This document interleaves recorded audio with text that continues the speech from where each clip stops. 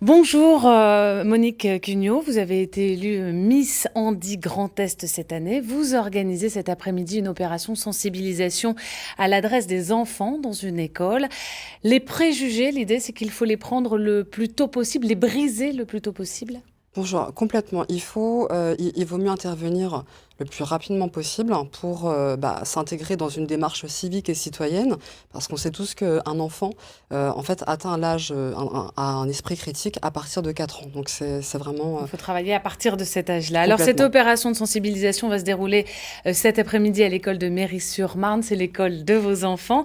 Sensibilisation que vous voulez très concrète, expliquez-nous un peu comment ça va se passer. Alors en fait, on va leur proposer de circuler sur un parcours complet, composé de 6 ateliers ludiques. Donc ils vont avoir un fauteuil roulant, un parcours en béquille, un parcours en déambulateur avec les chevilles attachées, également un parcours où ils auront les yeux bandés avec une canne de marche dans une salle de classe où ils pourront en fait se rendre compte des difficultés qu'un enfant malvoyant peut rencontrer, et également sur les 2 derniers ateliers où ils auront également les yeux bandés, où ils seront assis. On va leur demander d'essayer de deviner ce qu'ils sont en train de consommer, les boissons qu'ils sont en train de Mhm. consommer, et également sur le dernier atelier où on va leur demander d'écrire des mots et de faire un petit dessin qui pourront en fait être adressés à des enfants qui Alors, sont en situation de on le handicap. comprend, tout ça est très ludique, mais pourtant les enfants peuvent être assez cruels parfois entre eux et face à la différence.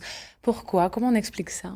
En fait, dès qu'un enfant se rend compte qu'il y a une petite différence, voilà, alors c'est pas forcément dans l'intention de nuire à l'autre, c'est de marquer un petit peu la différence, et puis on peut très vite prendre tel enfant ou tel enfant pour un bouc émissaire, tout à fait. Alors, on le voit bien sûr à votre couronne, vous avez été élue Miss Handy Grand Est cette année. Vous êtes handicapée depuis 2 ans, depuis une chute sur votre lieu de travail.